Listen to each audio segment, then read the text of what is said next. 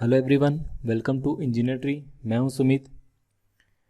आज के इस वीडियो से मैं स्टार्ट करने जा रहा हूं जनरल एप्टीट्यूड की सीरीज़, जिसमें मैं आपको वो सारे टॉपिक कवर कराऊंगा जो कि गेट के सिलेबस में मेंशन है। इससे पहले हमने टेक्निकल सेक्शन के लिए आपको वीडियोस प्रोवाइड किए हुए हैं, तो आपने हमारे प्रीवियस वीडियो अभी तक नहीं देखे हुए हैं तो आप हमारी चैनल की प्लेलिस्ट में जाके टेक्निकल सेक्शन के वीडियो देख सकते हैं। यहाँ से मैं नॉन टेक सेक्शन स्टार्ट करने जा रहा हूँ। नॉन टेक सेक्शन आगे कंटिन्यू रहेगा या फिर नहीं, ये डिपेंड करेगा आपके लाइक्स पे, आपके कमेंट्स पे एंड आपके व्यूज़ पे, क्योंकि इतनी मेहनत करने के बाद जब हम वीडियो बनाते हैं एंड उसके बाद भी आपके व्यूज़ नहीं आते हैं तो हमें भी मोटिवेशन नहीं मिलता है आगे काम करने के लिए। तो नॉन टेक सेक्शन डिपेंड करेगा आपके व्यूज़ पे। अगर आप नए हैं, हमारे चैनल को अभी तक सब्सक्राइब नहीं किया हुआ है तो इसे अभी सब्सक्राइब कर लीजिए एंड जो बेल आइकन दिखाई दे रहा है आपको उसे भी प्रेस कर दीजिए। इससे आपको हमारे आने वाले वीडियो के नोटिफिकेशन मिलते रहेंगे। इसी के साथ ही आप हमें अदर सोशल प्लेटफॉर्म पे फॉलो कर सकते हैं। सारे सोशल प्लेटफॉर्म की लिंक नीचे डिस्क्रिप्शन में दी हुई है। तो चलिए स्टार्ट करते हैं। सबसे पहले हम देखेंगे नॉन टेक सेक्शन में परसेंट। तो अगर आप गेट की प्रिपरेशन कर रहे हैं या फिर एसएससी, बैंक या फिर किसी भी नॉन टेक फील्ड की भी प्रिपरेशन कर रहे हैं तो भी आपके लिए जो ये लेक्चर है वो यूज़फुल होगा। यहाँ पे मैं बहुत ही बेसिक से स्टार्ट करने वाला हूँ, तो हो सकता है कि स्टार्टिंग में शायद आपको मेरा लेक्चर बोर लगे, लेकिन ये जो कंसेप्ट है, बेसिक कंसेप्ट, यही यूज़फुल होते हैं आगे टफ से टफ क्वेश्चन को सॉल्व करने के लिए। मैं आगे आपको टफ से टफ क्वेश्चन सॉल्व करके भी दिखाऊंगा इन्हीं बेसिक कंसेप्ट के बेस पे। यहाँ पे मेरी कोशिश होगी कि आपको कम से कम फार्मूला बताऊँ, क्योंकि गेट में जो भी क्वेश्चन पूछे जाते हैं वो फार्मूला बेस्ड क्वेश्चन नहीं पूछे जाते हैं। आपने प्रीवियस ईयर के पेपर देखे होंगे तो वहाँ पे आप सारे क्वेश्चन में एक कॉमन चीज़ देखेंगे कि सारे क्वेश्चन जो हैं वो फार्मूला बेस पे नहीं है। अगर आपको फार्मूला याद भी है तो भी कई बार ऐसे क्वेश्चन आते हैं गेट में कि आप फार्मूला में वैल्यू पुट भी करेंगे तो भी आपका जो आंसर है वो निकल के नहीं आएगा। गेट में जनरली जो क्वेश्चन पूछे जाते हैं वो पूछे जाते हैं बेसिक कंसेप्ट के ऊपर, तो इसीलिए जो मेरा मेन फोकस होगा वो होगा बेसिक कंसेप्ट पे। तो चलिए स्टार्ट करते हैं। सबसे पहले हम समझते हैं व्हाट इज़ परसेंट। तो यहाँ पे परसेंट को मैंने इस साइन से रिप्रेजेंट किया हुआ है। तो परसेंट को हम रिप्रेजेंट करते हैं इस तरह से। इसका मतलब क्या होता है? परसेंट का मतलब होता है डिवाइड बाई 100। यहाँ पे परसेंट को मैंने लिखा डिवाइड बाई 100। अब यहाँ पे अगर मैं आपसे पूछूं कि 1% का मतलब क्या होता है तो इसे हम लिखते हैं यहाँ पे 1%। तो यहाँ पे 1% का मतलब होगा 1 डिवाइड बाई 100। इसे हम सिंप्लीफाई करेंगे तो हमें मिलेगा 0.01। तो हम कह सकते हैं 1% इक्वल टू 0.01। इसी तरह से अगर मैं आपसे पूछूं 2% का मतलब क्या होगा तो यहाँ पे 2% का मतलब होता है 2 डिवाइड बाई 100। इसका मतलब है 0.02। इसी तरह से अगर 5% पूछा जाए तो 5% का मतलब होता है 5 डिवाइड बाई 100, दैट इज़ 0.05। 20% आपसे पूछा जाए तो 20% का मतलब होता है 20 डिवाइड बाई 100, दैट इज़ 0.2। अगर आपसे पूछा जाए 100% का मतलब क्या होता है तो 100% का मतलब होता है 100 divide by 100, that is equal to 1। तो यहाँ पे हमारे पास जो 1 है वो होता है 100%। ये जो 1 है इसे हम रेफरेंस लेंगे आगे के क्वेश्चन को सॉल्व करने के लिए। रेफरेंस किस तरह से लेंगे? अगर मैं आपसे पूछूं किसी भी नंबर का 100% कितना होता है तो यहाँ पे हमारे पास करेक्ट ऑप्शन होगा सेम नंबर। जैसे अगर मैं आपसे पूछूं 8 का 100% कितना होता है तो इसे आप लिखेंगे 8 का 100%, that is 8 multiplied by 100 divide by 100। तो यहाँ पे जब आप इसे सॉल्व करेंगे तो आपको मिलेगा 8। तो इसीलिए मैंने रेफरेंस लिया है 100% को, क्योंकि किसी भी नंबर का 100% होता है सेम नंबर। अब यहाँ पे अगर मैं आपसे पूछूँ कि अगर आपको किसी नंबर में इंक्रीमेंट करना है या फिर डिक्रीमेंट करना है तो यहाँ पे भी हम रेफरेंस लेंगे 1 को। फॉर एग्ज़ाम्पल यहाँ पे अगर मैं आपसे पूछूं कि हमारे पास एक नंबर है 8, इसमें हमें 30% का इंक्रीमेंट करना है तो इसे हम किस तरह से लिख सकते हैं? यहाँ पे इसे हम लिखेंगे 130% ऑफ 8। इसे हम इस तरह से क्यों लिख रहे हैं हम देखते हैं। यहाँ पे 130% को हम लिख सकते हैं 100 प्लस 30। तो यहाँ पे मैंने लिखा 100 प्लस 30% मल्टीप्लाइड बाई 8। इसे जब हम सॉल्व करेंगे तो यहाँ पे हमें मिलेगा 100% मल्टीप्लाइड बाई 8 एंड यहाँ पे हमें मिलेगा 30% मल्टीप्लाइड बाई 8। अब यहाँ पे आप देखें 8 का 100% होता है हमारे पास 8 प्लस 8 का 30%। 30% मीन्स 30 डिवाइड बाई 100। तो यहाँ पे जब आप इसे सॉल्व करेंगे तो आपको मिलेगा 2.4। तो 130% ऑफ 8 आपको मिलेगा 8 प्लस 2.4 दैट इज 10.4। यहाँ पे मैंने आपसे बोला था कि 30% का हमें इंक्रीमेंट करना है 8 का, एंड उसे हमने लिखा 130%। क्यों? क्योंकि 8 का 100% होता है हमारे पास 8, एंड उसमें अगर 30% का इंक्रीमेंट करना है तो उसे हम लिखेंगे 100 प्लस 30। तो मैंने अभी आपको बताया हम रेफरेंस लेंगे हमेशा 1 को या फिर 100% को। जब आप ऐसा करेंगे तो आपको जो आने वाले कंसेप्ट हैं वो बहुत ही आसानी से समझ में आ पाएंगे। यहाँ पे हम और भी इसे सिंप्लीफाई करते हैं। 130% ऑफ 8 को हम लिख सकते हैं 1 प्लस 0.3 मल्टीप्लाइड बाई 8। यहाँ पे 1 का मतलब है 100% एंड 0.3 का मतलब है 30%। तो यहाँ पे मैंने रेफरेंस लिया 1, एंड 30% इंक्रीमेंट का मतलब होता है हमारे पास 1 प्लस 0.3। इसी तरह से अगर मैं आपसे पूछता कि 8 में 20% का डिक्रीमेंट करना है तो हम इसे किस तरह से लिखते? 8 में 20% को डिक्रीज करने के लिए हम लिखते रेफरेंस लेते 1, तो 1 माइनस 0.2 हम लिखते, क्योंकि 20% डिक्रीमेंट का मतलब है हमारे पास 100 में 20% कम होना, 100% माइनस 20%। तो इसे मैंने लिखा 1 माइनस 0.2 मल्टीप्लाइड बाई 8। तो जब आप इस तरह से सॉल्व करेंगे तो आपका जो कैलकुलेशन है वो बहुत ही ईजी हो जाएगा। चलिए आगे देखते हैं, कुछ और कंसेप्ट समझते हैं। इस स्लाइड में जो कंसेप्ट यहाँ पे लिखा हुआ है मैंने, ये सबसे इम्पॉर्टेंट कंसेप्ट है। ये आपको समझ में आ जाएगा तो परसेंट के जो कैलकुलेशन होते हैं वो बहुत ही ईजी हो जाएंगे। यहाँ पे मैंने लिखा 1 divide by 1 which is equal to 1, and 1 होता है हमारे पास 100%। अभी हमने देखा था अगर मैं 1 में डिवाइड करूँ 2 को तो यहाँ पे मुझे मिलेगा 0.5 विच इज़ इक्वल टू 50%, क्योंकि 50% का मतलब होता है 50 divide by 100 which is equal to 0.5। इसी तरह से अगर मैं 1 में डिवाइड करूँ 3 का तो मुझे मिलेगा 0.33 which is equal to 33%। Actually it is equal to 33.33%, मैंने अप्रॉक्स लिखा हुआ है 33%। इसी तरह से अगर हम 1 में डिवाइड करेंगे 4 का तो मुझे मिलेगा 0.25 विच इज़ इक्वल टू 25%। अगर मैं 1 में डिवाइड करूँ 5 का तो ये हमारे पास इक्वल होता है 20% के। तो वेरी इंपॉर्टेंट, ये जितने भी नंबर्स हैं ये सब आपको याद रखना है। ये 5 नंबर आपको ऑलरेडी याद होंगे। जो मेन है वो है 1/7 एंड 1/11, जो कि नॉर्मली लोगों को याद नहीं होते हैं। तो बस आपको ये 2 वैल्यू याद रखनी है। इन 2 वैल्यू के बेस पे मैं आपको दिखाऊंगा आगे कि किस तरह से सारे क्वेश्चन सॉल्व होंगे। यहाँ पे हमारे पास 1/7 होता है equal to 0.14 which is equal to 14.28%। तो आपको बस इतना याद रखना है 1/7 इक्वल टू 14.28%। इसी तरह से 1/11 इक्वल टू 9.09%। वेरी इंपॉर्टेंट, दोनों ही वैल्यू काफ़ी इंपॉर्टेंट है, आपको याद रखना है। बाकी सारी वैल्यू आपको ऑलरेडी याद होगी। अगर आपको याद नहीं है तो इन सारी वैल्यू को भी आपको याद रखना है। इनके बेस पे हम किसी भी वैल्यू को फाइंड कर सकते हैं। मैं आपको दिखाता हूँ किस तरह से। अगर हमें फाइंड करना है 1/6 तो इसे हम किस तरह से फाइंड कर सकते हैं। तो यहाँ पे मैंने 1/6 को लिखा 1/2 मल्टीप्लाइड बाई 1/3। अब यहाँ पे आप देखें 1/3 होता है हमारे पास 33.33%। तो इसे मैंने लिखा 33.33%, मल्टीप्लाई किया 1/2 का, तो यहाँ पे आप देख सकते हैं मल्टीप्लाई किया मैंने 1/2 का। तो जब आप 33.33% में डिवाइड करेंगे 2 को तो यहाँ पे हमें मिलेगा 16.66%। तो देख सकते हैं आप 1/6 की वैल्यू आपको पता नहीं थी, लेकिन आपने कंसेप्ट को यूज़ करके कैसे इजीली फाइंड किया। इसी तरह से हम किसी भी वैल्यू को फाइंड कर सकते हैं। आगे मैं कुछ और एग्जांपल दिखाता हूँ आपको।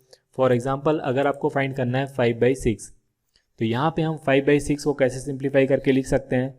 यहाँ पे मैंने 5/6 को लिखा 5 मल्टीप्लाइड बाई 1/2 मल्टीप्लाइड बाई 1/3। अब यहाँ पे 1/2 मल्टीप्लाइड बाई 1/3 होता है हमारे पास 16.66%, अभी हमने देखा। एंड जब इसमें हम मल्टीप्लाई करेंगे 5 का तो हमें मिलेगा 83.30%।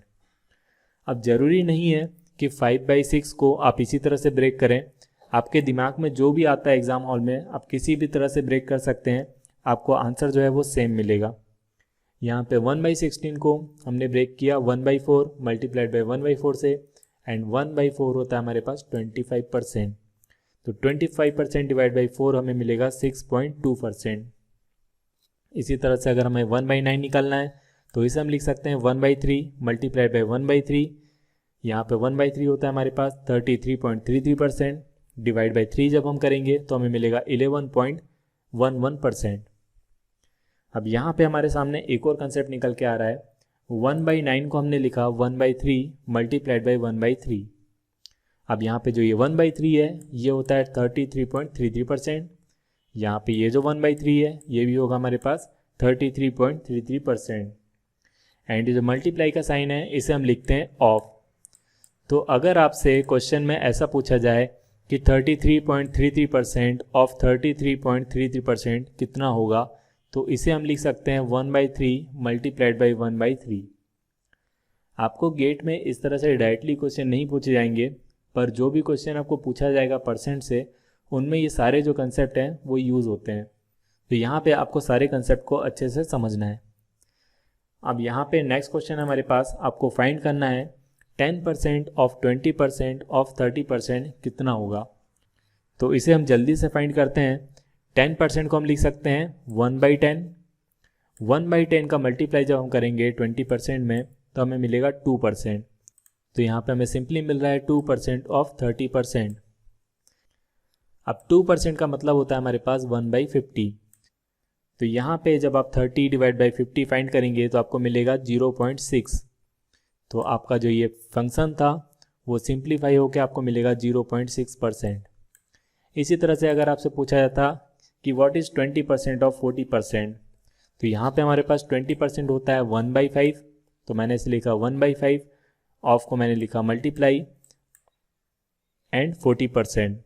अब यहाँ पे आप जब 40 को डिवाइड करेंगे 5 से तो आपको मिलेगा 8। तो यहाँ पे ये जो फंक्शन है, कंप्लीट जो फंक्शन है, ये सिंप्लीफाई होकर हमें मिलेगा 8%। तो आपने देखा इन सारे कंसेप्ट को यूज़ करके हम कैसे क्वेश्चन को सॉल्व कर सकते हैं। नेक्स्ट कंसेप्ट है हमारे पास। नेक्स्ट कंसेप्ट समझाने से पहले मैं आपको एक लाइन लिखी हुई है ये बताता हूँ। यहाँ पे हमारे पास एक लाइन लिखी हुई है 10 इज़ 10% ऑफ 100। अगर मैं आपसे पूछता कि 10 इज़ व्हाट परसेंट ऑफ 100, तो आप इजीली मुझे बता देते हैं कि 10 इज़ 10% ऑफ 100। पर यहाँ पे ये जो 10% है ये निकल के कैसा है ये हमें समझना है। तो अगर आपसे क्वेश्चन में पूछा जाता 10 इज़ व्हाट परसेंट ऑफ 100, तो आप किस तरह से फाइंड करते। तो यहाँ पे आप देखें हमने कुछ नहीं किया है, ये जो 10 है इसमें हमने डिवाइड किया 100 को एंड मल्टीप्लाई किया इसे सिंपली 100 से। तो देख सकते हैं आप 10 डिवाइड बाई 100 एंड मल्टीप्लाई किया हमने इसे 100 से। तो यहाँ पे हमें मिल रहा है 10%। तो जब भी इस तरह के क्वेश्चन पूछे जाएंगे तो इसमें हमें कुछ नहीं करना होता है, सिंपली ये जो नंबर है इसे हम डिवाइड करेंगे इस नंबर से एंड इसके बाद इसे हम मल्टीप्लाई करेंगे 100 से। तो जो हमारा आंसर है वो हमें मिल जाएगा। एग्जाम्पल के थ्रू हम समझने की कोशिश करते हैं। अगर आपसे पूछा जाए 144 इज़ व्हाट परसेंट ऑफ 12, तो मैंने अभी आपको बताया इस नंबर को हम डिवाइड करेंगे इस नंबर से।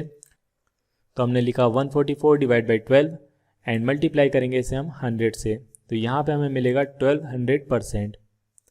तो इसी तरह से यहाँ पे मैंने नोट में मेंशन किया हुआ है, अगर आपसे पूछा जाए x is what percent of y, तो इसे हम सिंपली लिखते हैं x divide by y multiply by 100%। एक और एग्जांपल देख लेते हैं। यहाँ पे लिखा हुआ है 176 इज़ व्हाट परसेंट ऑफ 16, तो इसे हम लिखेंगे 176 डिवाइड बाई 16 मल्टीप्लाई बाई 100। तो यहाँ पे आपका जो करेक्ट आंसर निकल के आएगा वो निकल के आएगा 1600%। तो इस तरह से हम कंसेप्ट को यूज़ करके क्वेश्चन को सॉल्व करेंगे।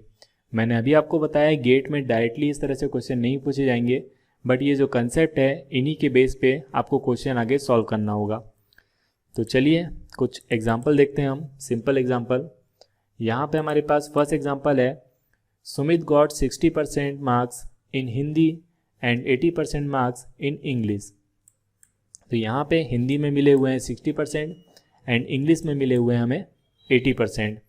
अब यहाँ पे अगर आपसे पूछा जाए कि marks obtain in English is what percent of marks obtain इन हिंदी, तो ये उसी तरह से क्वेश्चन हो गया जैसे अभी हमने देखा। यहाँ पे सिंपली पूछा जा रहा है कि marks obtain in English that is 80 is what percent of 60। तो यहाँ पे हम क्या करेंगे, 80 डिवाइड बाई 60 करेंगे एंड उसे मल्टीप्लाई करेंगे हम 100 से। तो यहाँ पे हमारे पास आंसर निकल के आएगा 133.33%। अब अगर आपसे ये पूछा जाता कि यहाँ पे जो इंग्लिश के मार्क्स हैं वो हिंदी के मार्क्स से कितने % ज़्यादा हैं, या फिर अगर आपसे ये पूछा जाता कि यहाँ पे जो हिंदी के मार्क्स हैं वो इंग्लिश के मार्क्स से कितने कम हैं, तो इसे हम किस तरह से फाइंड करते हैं। तो इसके लिए हमारे पास एक छोटा सा फॉर्मूला है, बस आपको ये याद रखना है। जब भी आपसे परसेंटेज चेंज के बारे में पूछा जाएगा, इंक्रीमेंट या फिर डिक्रीमेंट के बारे में, तो इसके लिए हमारे पास सिंपल फार्मूला होता है difference divide by base multiplied by 100। जैसे फॉर एग्जांपल अगर यहाँ पे पूछा जाए कि इंग्लिश के मार्क्स जो है हमारे पास वो हिंदी के मार्क्स से कितने ज़्यादा हैं, तो यहाँ पे हम लिखेंगे सिंपली डिफरेंस होगा 80 माइनस 60 डिवाइड बाई बेस। अब यहाँ पे जो इम्पॉर्टेंट है जिसमें कन्फ्यूज़न होता है वो है बेस हम किसे लें, 80 को या फिर 60 को। तो हमसे पूछा जा रहा है कि इंग्लिश के जो मार्क्स हैं वो हिंदी के मार्क्स से कितने ज़्यादा हैं, मतलब यहाँ पे जो रेफरेंस वैल्यू होगी वो होगी हमारे पास हिंदी के मार्क्स। तो यहाँ पे हमारा जो बेस होगा वो होगा हिंदी के मार्क्स। तो यहाँ पे हम बेस को लिखेंगे 60। तो जब हम इसे सिंप्लीफाई करेंगे एंड सॉल्व करेंगे तो हमें मिलेगा 33.33%। तो यहाँ पे हम देख सकते हैं कि जो इंग्लिश के मार्क्स हैं वो हिंदी के मार्क्स से 33.33% ज़्यादा हैं। अब अगर मैं आपसे पूछूं कि हिंदी के मार्क्स इंग्लिश के मार्क्स से कितने कम हैं, तो यहाँ पे हमारा जो आंसर है वो 33.33% नहीं होगा। मैंने अभी आपको बताया इस फॉर्मूले की हेल्प से हम वैल्यू फाइंड करेंगे। अगर हमसे पूछा जाता कि हिंदी के मार्क्स इंग्लिश के मार्क्स से कितने कम हैं, तो पहले हम निकालेंगे इन दोनों का डिफरेंस विच इज़ 20। मैंने लिखा 80 minus 60 which is 20 divide by base. अब यहाँ पे पूछा जा रहा है कि हिंदी के जो मार्क्स हैं वो इंग्लिश के मार्क्स से कितने कम हैं, तो यहाँ पे हमारा जो बेस होगा, जो रेफरेंस वैल्यू होगी वो होगी इंग्लिश के मार्क्स। तो यहाँ पे हमने बेस लिखा 80। जब आप इसे सिंप्लीफाई करेंगे तो आपको करेक्ट आंसर मिलेगा 25%। तो यहाँ पे आप देख सकते हैं इंग्लिश के जो मार्क्स हैं वो 33.33% ज़्यादा हैं हिंदी के मार्क्स से। लेकिन अगर आपसे पूछा जाए हिंदी के मार्क्स इंग्लिश के मार्क्स से कितने कम हैं, तो इसका जो करेक्ट आंसर होगा वो होगा 25%। तो वेरी इंपॉर्टेंट फार्मूला, इसे आप याद रखें। चलिए इसके आगे देख लेते हैं। उसी कंसेप्ट को यूज़ करके यहाँ पे एक क्वेश्चन दिया हुआ है, इसे हम सॉल्व करने की कोशिश करेंगे। Mister A's salary is 33.33% more than mister B's salary, then how much B's salary is less than mister A's salary. मतलब यहाँ पे मिस्टर ए की जो सैलरी है वो 33.33% ज़्यादा है मिस्टर बी की सैलरी से। अब क्वेश्चन में पूछा गया है कि जो बी की सैलरी है वो ए की सैलरी से कितनी कम होगी। तो अभी जो कंसेप्ट मैंने आपको प्रीवियसली बताया हुआ है, तो उसके बेस पे आप यहाँ पे डायरेक्ट बता सकते हैं हमारा जो करेक्ट आंसर होगा वो होगा 25%। लेकिन यहाँ पे मैंने इसे सॉल्व करके दिखाया हुआ है, इसे भी हम देख लेते हैं। यहाँ पे भी आपको नए कंसेप्ट सीखने को मिलेंगे। यहाँ पे हम क्या करते हैं, हमें ए की सैलरी भी नहीं पता है और बी की सैलरी भी नहीं पता है, बस हमें ए और बी की सैलरी में रिलेशन पता है कि ए की सैलरी बी की सैलरी से कितनी ज़्यादा है। तो यहाँ पे हमें क्या करना होगा, बी की सैलरी को अज्यूम करना होगा। अब बी की सैलरी को हम कितना अज्यूम करेंगे, तो बुक्स में जिस तरह से अज्यूम किया जाता है x, तो यहाँ पे हम x अज्यूम नहीं करेंगे, क्योंकि जब आप x अज्यूम करेंगे तो आपका जो कैलकुलेशन है वो बहुत कॉम्प्लिकेटेड हो जाएगा। कुछ बुक्स में 100 को अज्यूम किया जाता है, क्योंकि उनका मानना है जब हम 100 लेंगे तो हमारा कैलकुलेशन जो है वो ईजी हो जाएगा। लेकिन यहाँ पे हम ना 100 लेंगे ना ही इसे x लेंगे। यहाँ पे हम क्वेश्चन के अकॉर्डिंग अज्यूम करेंगे कि बी की सैलरी कितनी होनी चाहिए। यहाँ पे आप क्वेश्चन पढ़ें, क्वेश्चन में लिखा हुआ है A salary is 33.33% more than B salary, मतलब ए की सैलरी 33.33% ज़्यादा है एंड 33.33% होता है हमारे पास 1/3। अभी मैंने आपको बताया। तो यहाँ पे हम ऐसी कोई वैल्यू लेंगे जो 3 से डिवाइड हो जाए, तो जो हमारा कैलकुलेशन है वो ईजी हो जाएगा। तो यहाँ पे हम बी की जो सैलरी है वो एज्यूम करेंगे 3। Let B salary is 3 rupees, then A's salary will be, अभी मैंने आपको बताया अगर हमें किसी नंबर में इंक्रीमेंट करना होता है तो इसे हम किस तरह से लिखते हैं। तो यहाँ पे हमें इंक्रीमेंट करना है 33.33% का, तो इसे हम लिखेंगे 3 मल्टीप्लाइड बाई 133.33%। इसे जब हम ब्रेक करेंगे तो हमें मिलेगा 100 प्लस 33.33%। यहाँ पे आप देखें 3 का 100% होगा हमारे पास 3, तो मैंने लिखा 3, एंड 3 का 33% होगा हमारे पास 3 मल्टीप्लाइड बाई 1/3। जब आप इसे सॉल्व करेंगे तो आपको मिलेगा 4 रुपीज़। तो ए की जो सैलरी होगी वो होगी हमारे पास 4 रुपीज़। आपको इतना लंबा कैलकुलेशन नहीं करना है, मैंने आपको समझाने के लिए लिखा हुआ है। जब यहाँ पे लिखा हुआ है A salary is 33.33% more than B salaries, तो इसे हम सिंपली लिखेंगे 3 प्लस 3 मल्टीप्लाइड बाई 1/3। तो यहाँ पे जब हम इसे सॉल्व करेंगे तो हमें मिलेगा 4। अब यहाँ पे पूछा गया है कि जो बी की सैलरी है वो ए की सैलरी से कितनी कम है। तो यहाँ पे सिंपली हम फॉर्मूला लगाएंगे डिफरेंस अपॉन बेस का। डिफरेंस है हमारे पास 1 एंड बेस होगा हमारे पास यहाँ पे 4। बेस हमारे पास रेफरेंस होगा ए की सैलरी विच इज़ 4, तो यहाँ हमने लिया 4, तो हमें मिल रहा है 1/4 विच इज़ इक्वल टू 25%। तो इस तरह से हम कंसेप्ट को यूज़ करके क्वेश्चन को सॉल्व करते हैं। नेक्स्ट लेक्चर में हम और भी कंसेप्ट समझेंगे परसेंटेज के लिए। तो अगर आपको ये वीडियो अच्छा लगा तो इसे लाइक कीजिए। आप नए हैं, हमारे चैनल को अभी तक सब्सक्राइब नहीं किया हुआ है तो पहले से सब्सक्राइब कर लें एंड इसे अपने दोस्तों को शेयर करें। Thank you.